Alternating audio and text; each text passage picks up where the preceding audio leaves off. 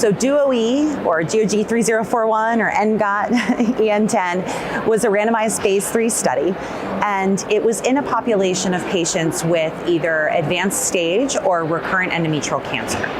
And there's an area of unmet need here because previously the standard of care was chemotherapy. And then with recent studies, we've seen that the addition of checkpoint inhibition to chemotherapy can improve outcomes, especially in patients with mismatch repair-deficient disease. But that's only a small proportion of patients for whom we need care. And so what DUO-E set out to do was to push the envelope and improve care for all patients with endometrial cancer, but we especially were interested in the mismatch repair proficient group. So patients were identified. They could have prior chemotherapy if it was given in the adjuvant setting, but it had to be at least 12 months since they completed therapy before their relapse. We allowed all histology types, including carcinosarcoma. Patients were randomized 1:1:1 between 3 arms. So the first arm was chemotherapy alone.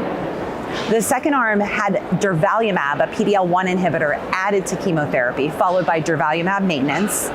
And then the third arm had the Durvalumab added to the chemo, followed by Durvalumab and Olaparib maintenance.